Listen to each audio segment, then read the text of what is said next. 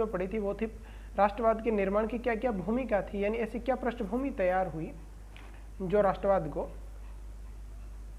एक धरातल बना करके दिया कि ये धरातल है और इस पर राष्ट्रवाद आ सकता है। चलिए एक एक टॉपिक को मैं समझाने का प्रयास करूंगा, पर यह सही भी है कि मुझे खुद को ये पता ध्यान में नहीं रहती कि ऑनलाइन में चीज़ें समझ में आ भी रही है या नहीं आ रही है। तो आप भी थोड़ा एडजस्ट करिए, हो सकता है कि अगले 2-4 वीडियो के बाद में हम सभी लोग अच्छे से इस चीज़ को समझ पाए और कंटिन्यू हो जाएगी चीज़ें। हालांकि मैं ट्राई करूंगा कि आज वाली जो क्लास है वो आपके साथ अच्छे से रहे। अब यहाँ पर अगर आप मध्य 18वीं सदी के यूरोप के नक्शे को देखें तो उसमें वैसे राष्ट्र राज्य नहीं मिलेंगे। पहले तो 18वीं सदी की बात करते हैं। 18वीं सदी यानी कि मैं बात करता हूँ मध्य 18वीं सदी की, ये कह रहा है 1701 से लगा करके 1800 तक, ये जो सदी है इसको कहा जाता है 18वीं सदी। अब ये बात कर रहे हैं मध्य 18वीं सदी। अच्छा 19वीं सदी का माने होगा 1801 से लगा करके 1900 तक। ये थोड़ा सा ध्यान में रखना आप ताकि ठीक रहे, नहीं तो पहले यही पता नहीं चले कि 18वीं सदी 16वीं सदी क्या है क्या नहीं है। जैसे नक्शे आज अपन वर्तमान में देख रहे हैं, जैसे आपकी किताब में भी दिया हुआ है और बाकी वाली चीज़ों के अंदर, वो वैसे नहीं थे जैसे आज देख रहे हैं। उसके पीछे के ऐसे कारण थे कि पहले पूरे यूरोप में राजतांत्रिक व्यवस्था थी और अलग अलग राज्यों के अंदर से फैली हुई थी। जैसे भारत के अंदर अलग अलग प्रकार के राजा होते होंगे, आप में भी पाए होंगे, आप जहाँ कहीं से भी रहते हैं। यदि राजस्थान से रहते हैं तो आप विशेष रूप से देखेंगे कि पहले जो जोधपुर होता था वो मारवाड़ हुआ करती थी, जयपुर रियासत अलग थी, मेवाड़ रियासत, महाराणा प्रताप के बारे में आप सभी ने सुना होगा इतिहास में पहले, तो उनकी एक अलग रियासत है। ठीक उसी प्रकार से यूरोप में भी इस प्रकार से अलग अलग राजाओं के अंडर में राजा अलग अलग प्रकार से शासन किया करते थे पूरे यूरोप के अंदर से। क्या थे क्या नहीं थे अब देखते हैं। राजशाही, डचियों और कैंटनो। ये जो कैंटनो शब्द आ रहा है ना वर्तमान में, ये जो कैंटनो शब्द यानी कि स्विट्जरलैंड है ना, स्विट्जरलैंड के जो राज्य होते हैं उनको वर्तमान में कैंटन कहा जाता है। यानी कैंटन एक अलग अलग प्रकार के राज्यों के अंदर बटा हुआ था और हो सकता है उसमें ऐसा कोई राजवंश रहा हो जो इन पर शासन करता हो। फिर कह देता हूँ कुछ चीज़ें आपको समझ में नहीं आएगी, मैं पूरा ट्राई करूंगा कि बार बार चीज़ों को रिवाइज करके आपको अच्छे से चीज़ें समझाई जाए। पर मुझे खुद को नहीं लगता कि ऑफलाइन होते तो सामने जो शक्लें हैं वो देख के पता लग जाता है कि समझ में आ रहा है या नहीं आ रहा है। तो राजशाहियों, डचियों और कैंटनो। अच्छा राजशाहियों क्या होता है? सबसे पहले राजशाही का मतलब होता है कि राजा की शाही, मतलब जहाँ का हेड राजा होता है और पूरी जो व्यवस्था होती है वो राजा के अंडर में होती है, उसको कहा जाता है राजशाही। डचियों यानी कि डच लोग होते हैं जो आजकल, तो उन डचों के अंदर में उनके नीचे जो होता था राज्य, उनके पास जो राज्य होता था उनको डची कहा जाता था। यहाँ पर एक और शब्द आता है स्वायत्त क्षेत्र। ये शब्द है एनसीईआरटी में शब्द इतने भयंकर लिखे कि नॉर्मल समझ में ही नहीं आए कि क्या लिखा है। जिनके शासन में स्वायत्त क्षेत्र थे, स्वायत्त का मतलब होता है स्वतंत्र, यानी उनके पास खुद के अपने अपने क्या थे?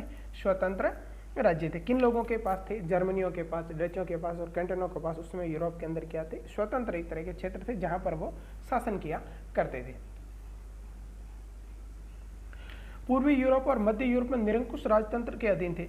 पूर्वी यूरोप, और मान लीजिए ये पूरा यूरोप है तो इसके पूर्वी और मध्य के अंदर, ये वाले भाग के अंदर राजतंत्र के अधीन थे। हालांकि लगभग पूरा यूरोप ही राजतंत्र के अधीन था।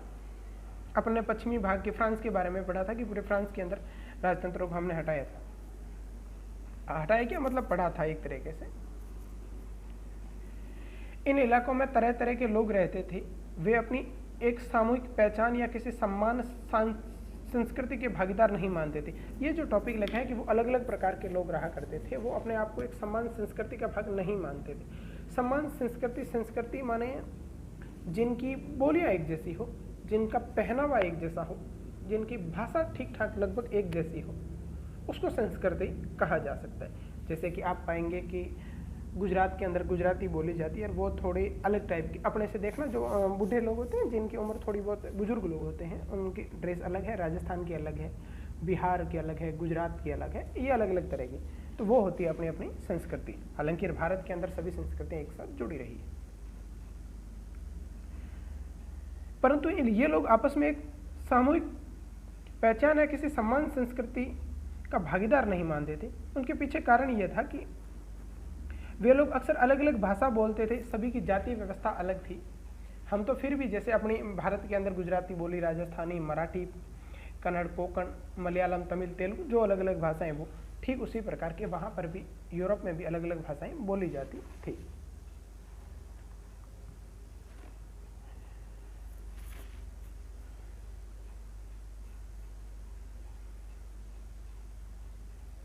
उदाहरण के तौर पर ऑस्ट्रिया हंगरी पर शासन करने वाला हेम्सबर्ग साम्राज्य अलग अलग क्षेत्रों जनसमूहों को जोड़कर बना हुआ था। यानी एक हेम्सबर्ग साम्राज्य हुआ करता था। जिस प्रकार का साम्राज्य अपने भारत के अंदर मुगल साम्राज्य हुआ करता था, जिसके अंदर जैसे पूरा राजस्थान आ जाया करता था, उन्होंने दक्षिण में मराठा क्षेत्र को भी कंट्रोल करने का प्रयास किया। उन्होंने बंगाल, जो वर्तमान में बिहार आता है, वो आधा क्षेत्र पहले बंगाल में आया करता था, और उधर पाकिस्तान से ऊपर ठेठ ईरान तक उन्होंने इसको कंट्रोल करने का, यानी एक तरह का साम्राज्य, जिस साम्राज्य के अंदर अलग अलग राजा होते थे।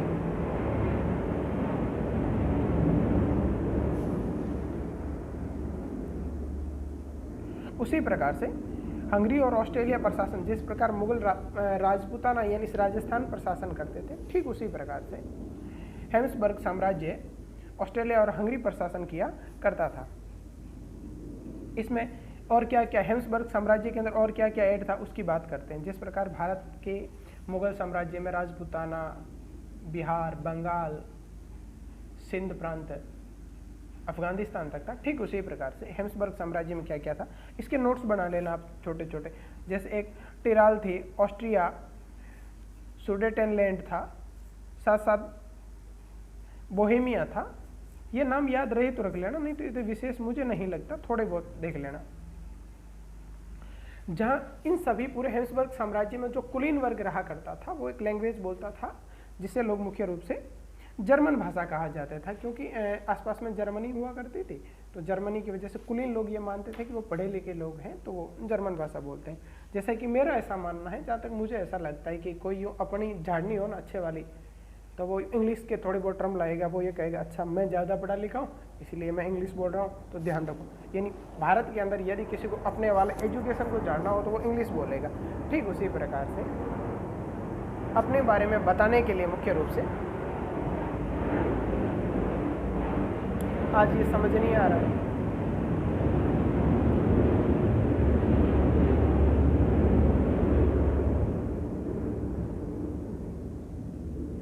आज लगातार पिछले 2 घंटे से ये प्लेन ऊपर से जा रहे हैं, फाइटर प्लेन, तो उनकी आवाज़ आप तक पहुंच रही हो। मैं कम कर दूंगा आवाज़, पर फाइटर प्लेन की आवाज़ है।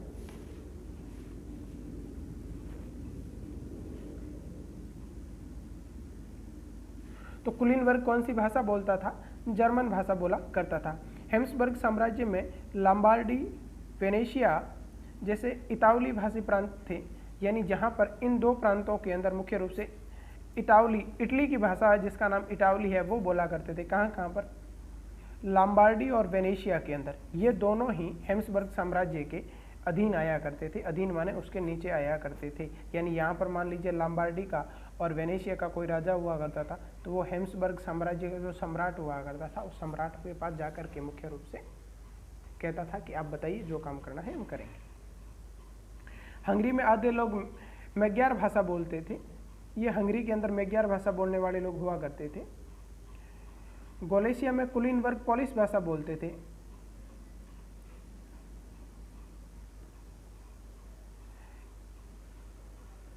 हेम्सबर्ग साम्राज्य की सीमा रेखाओं के भीतर, सीमा रेखा यानी हेम्सबर्ग जहां कहीं भी था, वहां पर भारी संख्या में खेती करने वाले अधीन अवस्था में थे।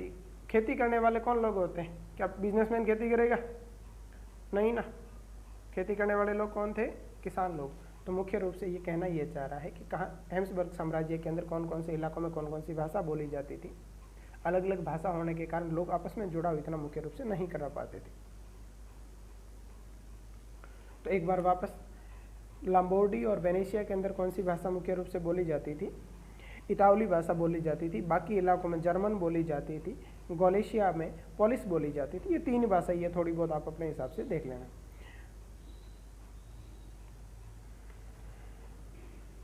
ऐसा फर्क राजनीतिक एकता आसानी से बढ़ाने वाला नहीं था, यानी अलग अलग भाषा थी, अलग अलग संस्कृति, बोलियां, परंपराएं थी। जहाँ कहीं भी अलग होता है वो अपने आप में राजनीतिक एकता को नहीं बढ़ाए। इस तरह के समूहों को आपस में बांधने वाला तत्व केवल और केवल सम्राट के प्रति निष्ठा ही थी। यानी कि यदि पूरा हेम्सबर्ग साम्राज्य आपस में जुड़ा हुआ था तो उसके पीछे का कारण ये था कि सभी लोग सम्राट के प्रति अपनी निष्ठा प्रकट करते थे। माने वो ये कहते थे कि सम्राट हमारा राजा है, वो हमारी रक्षा कर रहा है।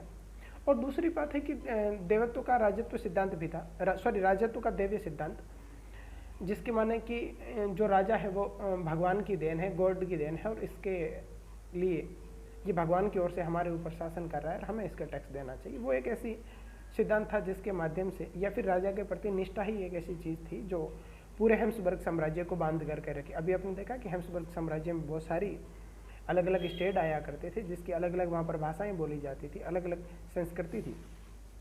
अब बात करते हैं नेक्स्ट 2.1, राष्ट्रवाद और राष्ट्र राज्य विचार कैसे उभरा। अभी अपन ने देखा कि राष्ट्रवाद और राष्ट्रभाषा की, राष्ट्र विचार की जो भूमिका थी वो फ्रांसीसी क्रांति से उसका आधार, उसका धरातल तो बन गया था। कुलीन वर्ग और एक नया वर्ग, लगभग पूरे यूरोप के अंदर कुलीन वर्ग यानी ऐसा साम्राज्य, मैं कहूँ जमींदार वर्ग, जिनके पास गांवों की जमीनें खूब सारी हुआ करती थी और शहरों में हवेलियां हुआ करती थी। भारत में भी आप देखेंगे कि जो ठाकुर लोग होते हैं, हो सकता है आपके किसी गांव में ठाकुर साहब होंगे, तो वो जो ठाकुर साहब होते हैं उनकी गांव में भी ज़मीन होती है और आप पाएंगे कि वो हो सकता है ठाकुर साहब गांव में रहते हो और बच्चे, उनके जो बेटे वगैरह हो या तो वो फॉरेन में रहते हो या फिर वो किसी बड़ी सिटी में रहते होंगे। ठीक उसी प्रकार यूरोप के अंदर जो कुलीन वर्ग था वो पूरे महाद्वीप पर लगभग शासन, अपनी संप्रभुता यानी सत्ता रखता था। सत्ता माने पावर, एक तरह की जो शासन करने की स्टाइल उनको देता हो। इसके अंदर, इस पूरे यूरोप के अंदर इतनी अलग अलग प्रकार की भाषाएं होते हुए भी ये कुलीन वर्ग आपस में कैसे जुड़ा रहा था, इस पर अपन बात करते हैं कि क्या क्या ऐसी चीजें थी जो इस पूरे कुलीन वर्ग को आपस के अंदर मुख्य रूप से जोड़ करके रख रही थी। क्या थी इसके अंदर ऐसी चीजें? एक तो जिसको ये पीडीएफ ढंग से नहीं दिखे जूम कर लेना है ना, कल भी कोई बता रहे थे कि सर हमें दिख नहीं पा रहा है, तो जिसको नहीं दिखे वो अपने हिसाब से जूम करके इसको देख लेना, या फिर अपने फ़ोन की क्वालिटी बढ़ा लेना, दिख जाएगी। तो अभी बताया कि शहरों और हवेलियों में ये रूप से मालिक हुआ करते थे। कुलीन वर्ग जो भी होता था वो मुख्य रूप से राजनीतिक रूप से कौन सी भाषा बोलते थे? फ्रेंच भाषा बोलते थे, क्योंकि अपने देखा कि जो लोग अपने भारत के अंदर भी यही स्थिति है, जिनको अपनी यूँ ज़्यादा पढ़ा लिखा वाली फीलिंग झाड़नी हो ना, तो वो यूँ आकर के इंग्लिश के 2-4 टर्म बोलेगा कि अच्छा देख मुझे है ना, मैं पढ़ा लिखा हूँ, मुझे इंग्लिश आती है, तो वो वाली फीलिंग वहाँ पर भी हुआ करती। कुलीन वर्ग आज भी देखना, जो पैसे वाले लोग होते हैं ना, तो उनके बच्चे हमेशा इंग्लिश ही बोलते हैं। उनके वैवाहिक संबंध आपस में बंधे हुए थे, मतलब भाषा चाहे कोई भी हो, इधर उधर हो जाए कोई बात नहीं, पर विवाह वाला मामला था ना, वो आपस में जुड़े हुए थे। और क्या मामला था? तो ये क्या, एक तो हवेलियों के मालिक थे, गाँव में इनके पास खूब सारी जमीनें थी, आपस में विवाह कर लिया करते थे, फ्रेंच भाषा बोल लिया करते थे। 4 काम ही कौन कौन से? एक तो इनके राजनीतिक प्रभुत्व ज़्यादा था, इनके पास गांव में ज़मीन थी, शहरों में हवेलियां हुआ करती थी, भाषा फ्रेंच बोला करते थे, वैवाहिक बंधनों आपस में जुड़े हुए थे। परंतु एक लफड़ा था कि इनकी जो संख्या थी ना वो बहुत कम हुआ करती थी। यूरोप के अंदर जो ज़्यादातर जनसंख्या थी, लोग जो थे वो किसान वर्ग से थे, किसान लोग थे, कृषक लोग थे। पश्चिमी यूरोप के अंदर ज़्यादातर जमींदार किराएदार या छोटे काश्तकार खेती किया करते। यानी पश्चिमी जो यूरोप था उसके अंदर जो खेती करने वाला काम जो किया करते थे वो मुख्य रूप से या तो ज़मीन कोई किराए पे ले लिया करता था, और या फिर क्या करता, छोटे किसान वो अपने हिसाब से खेती कर लिया करते थे। पूर्वी और मध्य यूरोप में विशाल जागीदारों में बटी हुई थी। जागीदारी व्यवस्था लगभग तो पता होगी, भारत की जिस प्रकार की जागीदारी व्यवस्था थी ठीक उसी प्रकार की जागीदारी व्यवस्था यूरोप में भी थी।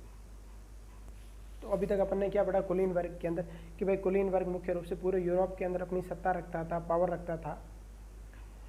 गाँव के अंदर उनके पास खूब सारी ज़मीनें थी, शहरों में उसके पास हवेलियां हुआ करती थी, राजनीतिक काम के लिए वो मुख्य रूप से फ्रेंच भाषा बोला करते थे, आपस में वो वैवाहिक संबंध स्थापित किया कर लिया करते थे।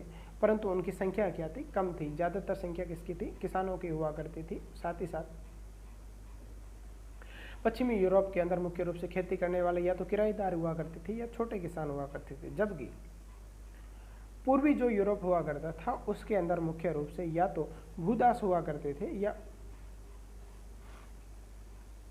हाँ भूदास ही हुआ करते थे, क्योंकि ये जागीरदारी मुख्य रूप से बटी हुई हुआ करती थी जमीनें।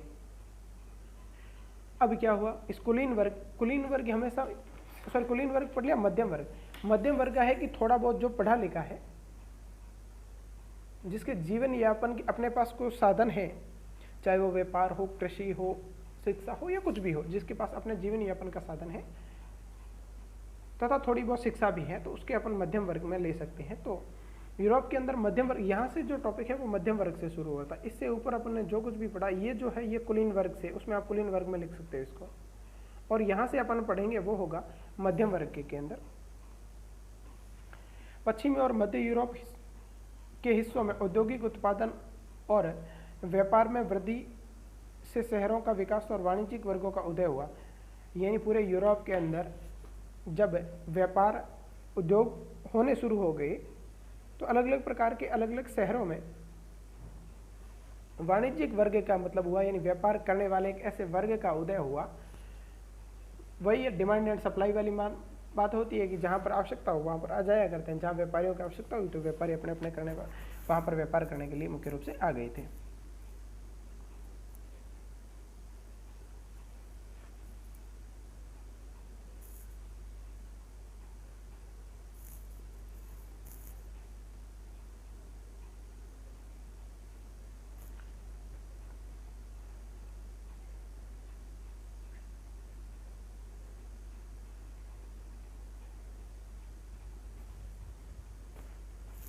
इंग्लैंड में औद्योगिक 18वीं सदी के दूसरे प्रारंभ, एक बार मैंने पहले जैसे बताया था 18वीं सदी माने 1901 से लगाकर 1701 से लगा करके 1800 तक जो टाइम पीरियड है उसको कहा जा सकता है 18वीं सदी।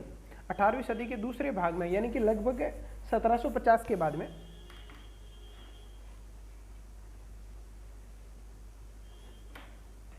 औद्योगिकरण शुरू हो गया। तो इंग्लैंड में औद्योगिकरण शुरू कब होता है? 1750 के बाद में।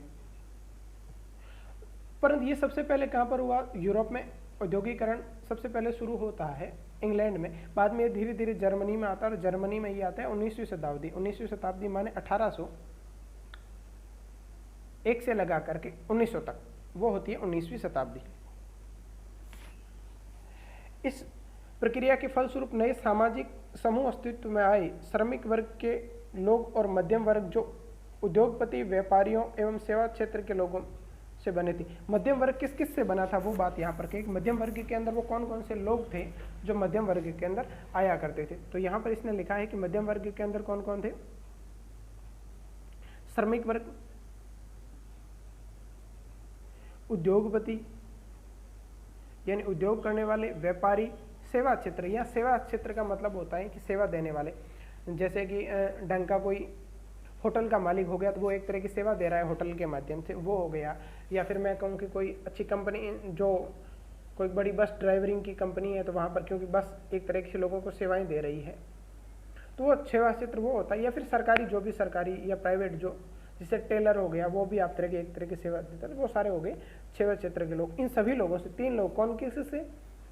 श्रमिक वर्ग, उद्योगियों, व्यापारियों, सेवा क्षेत्र से मिल करके क्या बना था? मध्यम वर्ग मुख्य रूप से बना था। कहाँ पर बना था? यूरोप में बना था। परंतु इसका आकार जो था वो 19वीं सदी तक बहुत छोटा था। मतलब मध्यम वर्ग की जो लोगों की संख्या थी वो बहुत कम हुआ करती थी। तो फिर जब कुलीन वर्ग का विशेषाधिकार जब नेपोलियन बोनापार्ट ने खत्म कर दिया था उस समय, जब तो उसके बाद क्या हुआ? शिक्षित और उदारवादी मध्यम वर्ग के बीच ही राष्ट्रीय एकता लोकप्रिय हुई। तो हमेशा यही देखते हैं कि जो कहीं भी, जहाँ कहीं भी क्रांति, रेवोल्यूशन जहाँ कहीं होता है वो केवल और केवल मध्यम वर्ग करता है, क्योंकि अमीर वर्ग को क्रांति करने की आवश्यकता होती नहीं, उनके पास पैसे होते हैं, वो ले लिया करते हैं। गरीब यदि क्रांति करने का उतरेगा तो शाम को खाएगा क्या? मध्यम वर्ग के पास, मैंने कहा कि जीविका उपार्जन के साधन भी होते हैं और वो उनके पास शिक्षा भी होती है, तो उन दोनों को मेल जोल के कारण हमेशा क्रांति मध्यम वर्ग करता है। और यहाँ यूरोप में भी विशेषाधिकार खत्म हुआ, तो विशेषाधिकार खत्म होने के बाद लोगों को शिक्षा लेने का अधिकार मिला। लोगों को जिसको लगा उन्होंने पढ़ाई शुरू की। तो जहाँ कहीं भी पढ़ाई आती, अवेयरनेस आती है, तो धीरे धीरे शिक्षित वर्ग यानी जो पढ़ा लिखा वर्ग था, जो लोग पढ़े लिखे वर्ग थे, उन लोगों की संख्याओं को शिक्षित वर्ग कहा जा सकता है।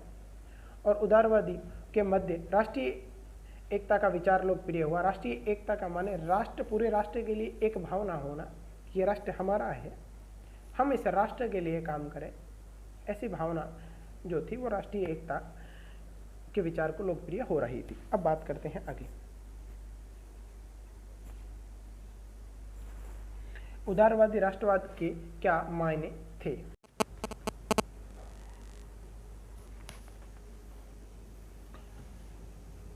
चलो आगे का पॉइंट कंटिन्यू करते हैं। उदारवादी राष्ट्रवाद के क्या मायने थे? पहले तो बात करते हैं कि उदारवादी राष्ट्रवाद था क्या। तो 19वीं सदी की शुरुआत के दशकों में राष्ट्रीय एकता से संबंधित विचार उदारवाद से करीब से जोड़ा। पहले तो राष्ट्रीय एकता से संबंधित विचार जुड़ा। राष्ट्रीय एकता का माने राष्ट्र के प्रति सभी की भावनाएं एक होना, राष्ट्रीय एकता का विचार कहा जा सकता है। उदारवाद के करीब से जुड़ा। उदारवाद शब्द लिबरिज्म शब्द लातीन भाषा के मूल लिबर पर आधारित है। छोड़ो कोई काम का नहीं, अपने काम का केवल इतना है, ये याद रखना कि उदारवाद का जो लिबरिज्म शब्द है वो कौन सी भाषा का है, वो लातीन भाषा। यहाँ पर लातीन लिखा है, इसको थोड़ा ठीक करना है, ये लैटिन भाषा होती है भाई, लातीन तो कुछ नहीं होता, इन्होंने एनसीईआरटी वालों ने गलत लिखा है।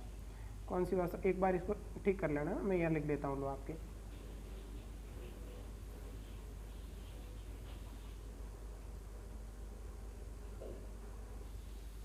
ये लैटिन भाषा होती है, लातीन कुछ नहीं होता, एक बार इसको लिख लेना है ना।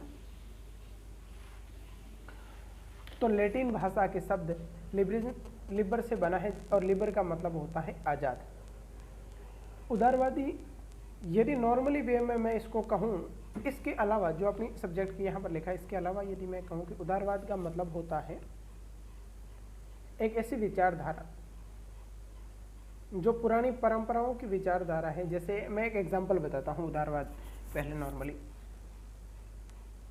जैसे कि आपके घर में आपके दादाजी पुरानी सती विचारधारा को मानते हैं कि उनका मानना है कि भाई उनके समय में जो कुछ भी काम होते थे, बस जैसे एक नॉर्मल एग्जांपल की आजकल आपने देखा होगा ये फटे कपड़े जो होते हैं ना, जीन्स जो फटने वाले पैर के चलते हैं आजकल। और हालांकि आप तो हो सकता है छोटी क्लासों पर, बड़ी क्लासों में या बड़े लोगों को आपने देखा होगा, आपसे थोड़ी ज़्यादा उम्र के लोगों को, कि वो फटे फटे यूँ घुटनों तक फटे फटे जीन्स पहन के चलते हैं। तो घर के अंदर मान लो वो पहन के आए, फिर दादाजी कहे कि ये फटे वाला जीन्स क्यों पहन के आ रहे, फिर आप कह रहे हो कि ये तो फैशन है। तो दादाजी के जो विचार है कि वो दादाजी के लिए वो एक तरह से क्या है, फटे कपड़े के, उनके समय वो वैसा हुआ करता था। तो वो जो दादाजी के लिए जीन्स का फटा होना एक तरह से क्या है, रूढ़िवादी है। और आप क्या है, आप मुख्य रूप से अभी नए नए विचार के साथ नई जो आ रही है चीज़ें उनको अपना रहे हैं। और मान लीजिए पापा आपके बीच में, पापा कह रहे हैं, दादाजी कह रहे हैं, वो भी ठीक है, पुरानी बातों को भी मानना चाहिए, आ रही है, पर नई बातें आ रही है उनको भी मानना चाहिए। यानी कि नई बातों को और पुरानी बातों को दोनों को मानने, दोनों के प्रति उदार, मतलब दोनों के प्रति कोई रिएक्शन नहीं, वो भी ठीक है ये भी ठीक, मतलब पुरानी बातें भी ठीक और नई बातें भी ठीक, तो उसको कहा जा सकता है उदारवाद। उदार माने दोनों के प्रति समान व्यवहार करना, नया विचार आया उसके प्रति भी समान विचार और पुराने विचार को भी एक्सेप्ट करना, नए और पुराने दोनों विचारों को अपनाना ही क्या कहलाता है, उदारवाद। परंतु आपकी बात यहाँ पर कुछ लिखा है कि लिबर का मतलब आज़ाद होता है, और उसके बाद आगे क्या है उसके बाद करते हैं। मध्यम वर्ग के लिए उदारवाद का मतलब ये हुआ करता था, पहले तो मध्यम वर्ग कौन सा था, अभी मैंने बताया, वह जिसके पास अपने जीवन को चलाने के लिए थोड़े बहुत पैसे हो, जीविका उपार्जन के साधन हो तथा शिक्षा भी हो थोड़ी बहुत, वो वर्ग हमेशा आंदोलन करता है, क्रांति करता है, विचारों को आगे बढ़ाता है। मैंने पहले बताया कि गरीब के पास इतने पैसे नहीं होते कि वो कल के लिए या आगे के लिए भोजन की व्यवस्था कर सके, तो उसको तो अपने भोजन की व्यवस्था करनी होगी। यदि क्रांति करने जाएगा तो कल खाएगा क्या? अमीर को क्रांति से ज़्यादा मतलब रहता नहीं है कि उनके पास खूब सारे पैसे होते हैं और वो अपने हिसाब से चला लिया करते हैं। इस विश्व में जहाँ कहीं भी क्रांतियाँ हुई है हमेशा से ही मध्यम वर्ग ने की है। तो मध्यम वर्ग के लिए उदारवाद का मतलब होता था कि व्यक्ति के लिए आज़ादी और कानून के समक्ष सभी बराबर, यानी कानून के मामले के अंदर सभी बराबर हो। जैसे मैं बात करूं कि चाहे कोई राजा का बेटा है, कोई पढ़े लिखे कुलीन वर्ग का बेटा है, या फिर ठेठ गरीब गांव ढाणी का व्यक्ति है, यदि सभी ने एक साथ चोरी की है तो सभी को एक समान सजा मिलनी चाहिए। वो होता है कानून के समक्ष सम्मान। और व्यक्ति को यहाँ पर इन्होंने क्या कहा है कि व्यक्ति के लिए आज़ादी, यानी सभी व्यक्ति को समान रूप से आज़ादी दी जानी चाहिए, सभी अपने अपने हिसाब से काम कर सके, ऐसी व्यवस्थाएं होनी चाहिए। ऐसा कौन मानते हैं? उदारवादी लोग ऐसा मानते हैं। उनका मानना था कि फ्रांसीसी क्रांति के बाद उदारवाद निरंकुश शासन और पादरी वर्ग के विशेषाधिकार की समाप्ति, निरंकुश शासन यानी जिस पर किसी भी प्रकार का अंकुश नहीं हो, और पादरी वर्ग के पास विशेष अधिकार हुआ करते, जैसे कि पादरी वर्ग को टैक्स नहीं देना पड़ता था, या फिर उनके लोग अच्छे कुछ संस्थानों में ही पढ़ सकते थे, बाकी लोग नहीं पढ़ सकते थे। और क्या वो बेगार करवा सकते थे बाकी लोगों से। बेगार माने बिना वेतन के काम करवाना किसी से क्या कहलाता है? बेगार कहलाता है। तो जो उदारवादी लोग थे उनका मानना था कि भाई पहले तो इन फ्रांसीसी क्रांति के बाद कुलीन वर्ग के जो विशेष अधिकार थे ना उसको समाप्त किया, ठीक है। निरंकुश शासन वर्ग, जो राजा महाराजा पहले थे अपने जी में आए वैसा करते थे। अपने वो मूवी है ना, क्या नाम है उसका, बाहुबली, मेरा शासन मेरा वचन ही मेरा शासन है, वो वाली बात वहाँ पर। तो उन्होंने कहा ये मामला नहीं चलना चाहिए, एक कानून होना चाहिए, उसके हिसाब से सारे काम होने चाहिए। फिर उन लोगों ने कहा कि ये जो निरंकुश शासन हटाए गए हैं, पादरी वर्ग के विशेष अधिकार समाप्त किए गए हैं, संसदीय प्रतिनिधि की सरकार, यानी कि संसद के अंदर जो लोग जा रहे हैं, चुनाव होकर के जा रहे हैं, सभी का प्रतिनिधि कर रहे हैं, तो उनका मानना था कि ये जो व्यवस्थाएं हैं ये ठीक है। अभी मैंने बताया ना कि नए विचारों को का भी सम्मान करना और पुराने विचारों का भी सम्मान करना, दोनों को साथ लेकर के चलने वाले व्यक्ति को ही उदार व्यक्ति कहा जा सकता है या उदारवादी कहा जा सकता है। यहाँ पर भी वही होता है, वो क्या कर रहे हैं? निरंकुश शासन व्यवस्था को तो समाप्त कर रहे हैं, कुलीन वर्ग के विशेषाधिकार को समाप्त कर रहे हैं, संविधान तथा संसदीय प्रतिनिधि सरकार के वो पक्षधर है, यानी वो बात कह रहे हैं कि ये जो हो रहा है वो ठीक है। उदारवादी कह रहे हैं कि निजी जो संपत्ति है, निजी माने खुद की संपत्ति, किसी व्यक्ति की संपत्ति, संपत्ति माने पैसे, धन, दौलत, जमीन, जो कुछ भी है उसको निजी संपत्ति कहा जा सकता है। उन्होंने कहा ये अनिवार्यता पर बल देना चाहिए। जैसे कि आपके पास आपकी ज़मीन है तो उनका कहना है कि ये ज़मीन इसकी ही रहनी चाहिए, ऐसे कुछ कानून बनने चाहिए, ये अनिवार्य होना चाहिए। नहीं तो क्या होता है कि कल किसी और को कोई और लेके जाता है या कल किसी और की हो जाया करती है, तो वो ठीक नहीं रहा। पर उनका एक यह भी मानना था कि कानून के समक्ष बराबरी का विचार सबके लिए मताधिकार के पक्ष में था।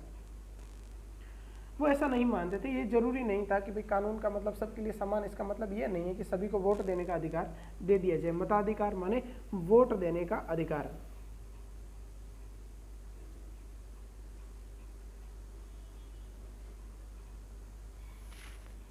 फ्रांस के अंदर सबसे पहले उदारवादी प्रजातंत्र का प्रयोग हुआ था, जैसा कि अपन ने पहले ही पढ़ चुके हैं।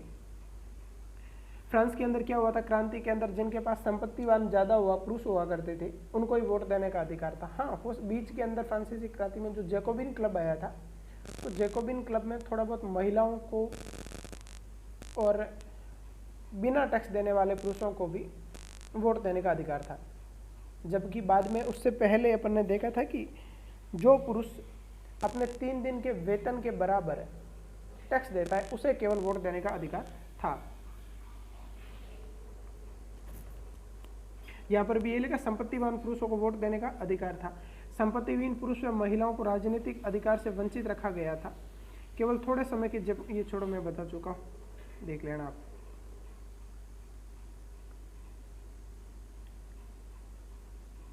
बाद के अंदर जब वापस जैकोबिन क्लास के नेपोलियन बोनापार्ट आ गए, तो नेपोलियन बोनापार्ट ने मुख्य रूप से महिलाओं को पुरुषों के अधीन कर दिया। यानी कि मान लीजिए एक घर के अंदर पुरुष है, वही वोट दे सकते हैं, महिलाएं वोट नहीं दे सकती। नेपोलियन बोनापार्ट का मानना था कि भाई महिलाएं अवयस्क हैं, यानी कि जैसे आजकल होता है 18 साल से कम उम्र के बच्चे वोट नहीं दे सकते, माने वो वयस्क नहीं है, माने वो अभी समझदार नहीं है। तो नेपोलियन बोनापार्ट का मानना था कि भाई महिलाएं इतनी समझदार नहीं है कि वो सरकार का चुनाव कर सके, वोट दे सके। वोट कौन के दे सकता है? केवल पुरुष दे सकता है। हालांकि वो रूढ़िवादी बात है, पहले की बात है, आजकल ऐसा कहीं नहीं है। जहाँ कहीं भी वोट दिया जाता है तो महिलाओं को भी वोट देने का अधिकार मिलता है। संपूर्ण 19वीं सदी और 20वीं सदी के आरंभिक वर्षों में महिलाओं और संपत्ति विहीन पुरुषों ने समान राजनीतिक अधिकारों की मांग करते हुए विरोध आंदोलन चलाए। यानी उन लोगों का मानना था कि हमें क्या फ़र्क पड़ गया है कि हम कम पैसे कमाते हैं, टैक्स नहीं देते, इसका मतलब ये थोड़ी है कि भाई हम वोट नहीं दे सकते, हमें भी वोट देने का अधिकार दिया जाना चाहिए।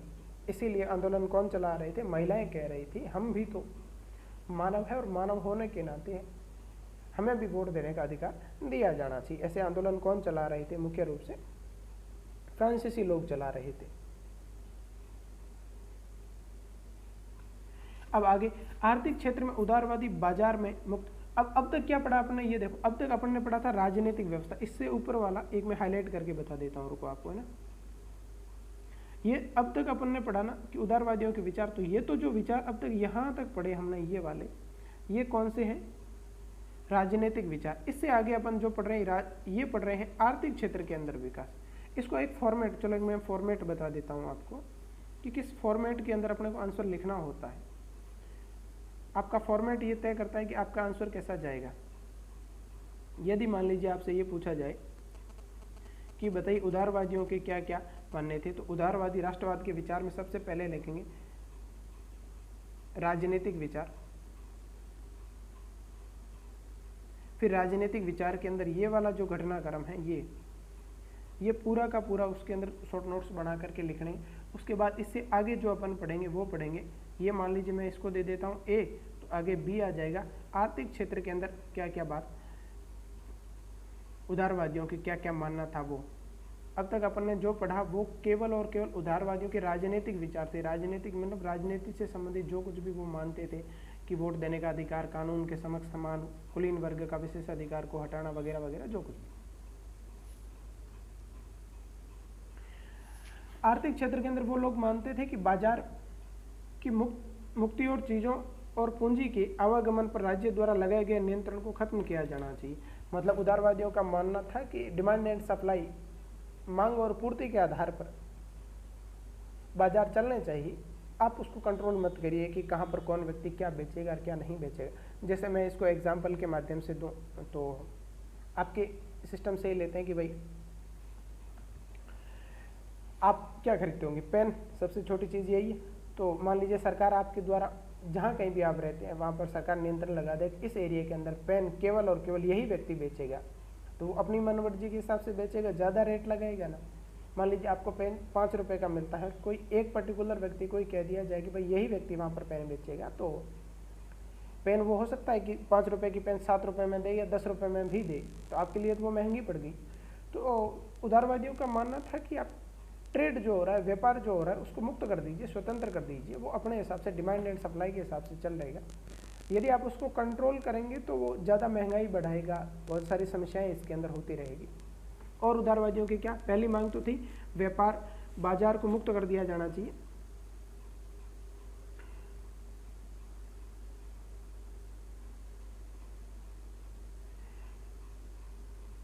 जर्मन भाषा इलाकों में, हम 19वीं सदी से पहले भाग में जर्मन भाषा इलाका का उदाहरण ले, नेपोलियन के प्रशासनिक कदमों के अनगिनत छोटे प्रदेश। हाँ छोड़ो, इसको मैं बता देता हूँ कि नेपोलियन बोनापार्ट ने टोटल 39 जो राज्य थे उनका एक महासंघ बनाया था। और महासंघ के उससे पीछे प्रॉब्लम ये आ रही थी कि उन 39 राज्यों, जिस 39 राज्यों को, 39 राज्यों को इसने बनाया था, उन सभी की अपनी माप तोल थी, अपनी सभी की अपनी मुद्राएं हुआ करती थी। जैसे मैं एकदम नॉर्मल एग्जाम में बताता हूँ आपको कि जैसे इंडिया के पास अपने पास क्या है, रुपया। यदि आपको मान लीजिए पैसे लेने हो, आप राजस्थान से, महाराष्ट्र, गुजरात, मध्य प्रदेश कहीं से, आप यदि 200 का नोट लेकर के यदि आप यूपी के हैं और गुजरात में जाके कुछ खरीदते हैं तो आपको मिल जाएगा, कोई प्रॉब्लम नहीं आएगी। उसके पीछे का कारण है अपनी जो मुद्रा है वो एक है। और यदि मैं ये कहूँ कि आप 1 किलो चीनी यदि यूपी में खरीदते हैं तो वो उतनी ही रुपए की उतनी ही माप में मिलेगी, 1 किलो के अंदर 1000 ग्राम में ही मिलेगी। वही आप कर्नाटक में जाकर के 1 किलो चीनी खरीदते हैं तो वो भी आपको 1000 ग्राम मिलेगी, ऐसा ही होगा। परंतु यदि मैं कहूँ कि आप 200 रुपये ले जा करके चाइना चले जाए तो क्या आपके 200 रुपये वो चाइना की दुकान वाला लेगा? नहीं लेगा, क्योंकि चाइना की अपनी अलग मुद्रा है जिसे युआन कहा जाता है। हमारा रुपया चाइना का युआन है, तो अलग अलग कंट्रीज की अपनी अपनी। तो वहाँ पर हमें क्या करना होगा कि पहले अपने 200 रुपये ले जा करके चाइना में बदलवाने होंगे। इस 200 रुपये के बदले मुझे आपकी मुद्रा युआन दो ताकि मैं आपके यहाँ से खरीद सकूँ। यानी कि जहाँ कहीं भी अलग अलग प्रकार की मुद्राएं और मापतोल व्यवस्था होती है वहाँ व्यापार करने में समस्या आती है। उसके पीछे के कारण ये है कि पहले तो आप जो पैसे हैं वो चेंज करवाओ अलग अलग कंट्रीज़ के अंदर, मापतोल की व्यवस्थाएं चेंज करवाओ। हालांकि इसका जस्ट अगला एग्जाम अभी आने वाला है। 1833 में हैम्बर्ग से न्यूरेमबर्ग जा रहे एक माल बेचने वाले एक व्यापारी को 11 सीमा शुल्क नाकों से गुजरना पड़ता था। जैसे मान लीजिए कोई एक व्यक्ति जा रहा है और 11 सीमा शुल्क, मान लीजिए कोई व्यक्ति 100 रुपये का सामान लेके जा रहा है, व्यापारी है, तो एक नाके से गुजरेगा तो उसको 100 रुपये पर 5 टैक्स बढ़ता है तो 105 हो गए, फिर 105 पर उसको फिर से टैक्स देना पड़ेगा, फिर जो टैक्स बढ़ेगा। ऐसे करते करते माने ऐसा अनुमान यदि लगाए जाते, हमें नहीं पता कि कहाँ पर कितना टैक्स लगता था, तो 100 रुपये की वस्तु 11वां नाका पार करते करते हो सकता है 150 रुपये की भी हो जाए, तो बढ़ी ना एक तरह की महंगाई। तो इन सभी को ध्यान में रखते हुए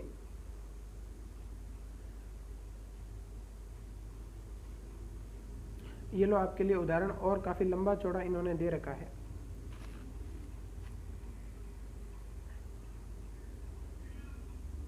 अच्छा, नापतोल व्यवस्था से आपके दिमाग में आ रहा होगा सर नापतोल व्यवस्था से कैसे बढ़ता होगा। यहाँ पर देखो ये ले है ना एक तरह का पैमाना है। जैसे कि आजकल तो मीटर में हो गया। मैं कहूँ कि आप दिल्ली से 1 मीटर कपड़ा खरीदें तो आपको वो 1 मीटर ही मिलेगा, मतलब उसके अंदर सेंटीमीटर उतने ही मिलेंगे। यदि आप वही पटना से खरीदेंगे तो भी उतना ही मिलेगा, यदि आप जयपुर से खरीदेंगे तो भी उतना ही मिलेगा। हाँ, रेट में ऊपर नीचे हो सकता है पर माप तो एक ही मिलेगा। जैसा मैंने अभी चीनी वाला उदाहरण बताया कि यदि आप यूपी से चीनी खरीदते हैं तो आपको 1 किलो चीनी में 1000 ग्राम मिलेगी। कर्नाटक से चीनी खरीदते हैं तो आपको 1 किलो चीनी में भी 1000 ग्राम मिलेगी। यदि यही व्यवस्था आपको कर दी जाए कि भाई दिल्ली के अंदर तो 1 किलो जो चीनी है वो आपको देंगे 1000 ग्राम और कर्नाटक के अंदर हम चीनी देंगे आपको 1 किलो में 900 ग्राम, तो आपको तो 100 ग्राम का वहाँ घाटा हो गया ना ट्रेड में, दूसरे आर पार जाते समय या स्टेट को चेंज करते समय। यहाँ पर मसलन कपड़े को नापने का पैमाना एलए हुआ करता था, यानी जिस प्रकार अपन अभी कपड़े को नापने के लिए मुख्य रूप से प्रयोग में लेते हैं मीटर, वहाँ पर पहले कपड़े नापने के लिए क्या हुआ करता था, एलए हुआ करता था, और जिसकी लंबाई हर जगह बदलने के साथ घटती बढ़ती रहती थी। एक कपड़ा फ्रैंकफर्ट से खरीदा जाता, यानी यदि आप एक येले कपड़ा खरीदते हो एले तो फ्रैंकफर्ट के अंदर कितना मिलेगा अपने को 54.17 सेंटीमीटर मिलेगा। मेज के अंदर कितना मिलेगा 55 सेंटीमीटर। ये देखो अलग अलग चेंज होता है, जैसा मैंने अभी आपको चीनी वाला उदाहरण बताया उस हिसाब से। नए वाणिज्यिक वर्ग ऐसी परिस्थितियों को आर्थिक विनिमय और विकास के बाधक मानते थे। नए वाणिज्यिक वर्ग, वाणिज्यिक मानक व्यापार करने वाला लोगों का समूह, उसको कहा जाता है वाणिज्यिक वर्ग। उन लोगों का ऐसा मानना था कि ये जो परिस्थिति है जो चेंज होती जा रही है, हम हर स्टेट के अंदर अलग अलग प्रकार की सामना कर रहे हैं कि यहाँ पर मापने में प्रॉब्लम, वहाँ पर मापने में प्रॉब्लम, तो वो कहीं ना कहीं समस्याएं पैदा कर रहा था। तो इन सभी के लिए 1834 में प्रसा की पहल पर, प्रसा एक देश है जिसके बारे में अपन पहले की क्लासों के अंदर भी पढ़ चुके हैं, वहां पर उन्होंने एक संघ बनाया, मतलब एक ऐसी पूरी कमेटी बनाई, देशों को सम्मिलित किया। कौन सा संघ? जोल्वेराइन नाम का एक ऐसा संगठन स्थापित किया जिसमें अधिकांश जर्मन राज्य स्थापित हुए। पहले क्या हुआ करती थी कि मुद्रा 30 से ज़्यादा हुआ करती थी, अब उन सबको खत्म करने के बाद 2 कर दिया। यदि मैं बात करूं कि भारत के अंदर टोटल राज्य 28 या 28 प्रकार के अलग अलग रुपए हो, जैसे राजस्थान में अलग चलता हो, गुजरात में अलग चलता हो, तो समस्याएं बढ़ जाएगी। ऐसी समस्याएं वहाँ पर 30 हुआ करती थी। 30 मुद्राओं को मिला करके प्रसा की कहने पर या प्रसा ने ही मुख्य रूप से जॉलवेराइन नाम का एक संगठन स्थापित किया, संघ स्थापित किया। अब उसने 30 के स्थान पर 2 मुद्राएं वहां पर लगा दी थी। इसके अलावा रेलवे के जाल ने गतिशीलता बढ़ाई और आर्थिक हितों को राष्ट्रीय एकीकरण की सहायता बनाया। रेलवे का जहाँ कहीं भी आज भी देखते हैं, परिवहन यदि ज़्यादा बढ़ता है तो लोगों की भावनाएं ज़्यादा बढ़ती हैं। जैसे राजस्थान का व्यक्ति दक्षिण भारत में जाता है या फिर दक्षिण भारत का व्यक्ति उत्तर भारत में आता है तो कहीं ना कहीं भावनाएं आपस में बढ़ती हैं। वही भावना राष्ट्रीय एकता के विचार को प्रबल भी करती रही है। इसी के साथ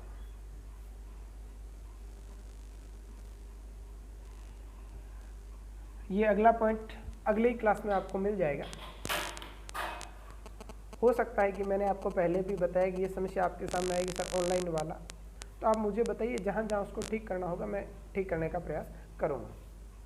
परंतु होता यही ऑफलाइन क्लास में यदि बच्चे सामने बैठा हो तो उनकी शक्लें देख के लग जाता है कि भाई समझ में नहीं आता, या फिर बच्चे ही पूछ लिया करते हैं कि भाई सर समझ में नहीं आया, बताया जाए। ऑनलाइन में कुछ पता चलता नहीं है, सामने ही खुद की शक्ल दिखे, यहाँ भी खुद की शक्ल पे क्या बोल रहे हैं वो भी थोड़ा ध्यान में रखना पड़ता है।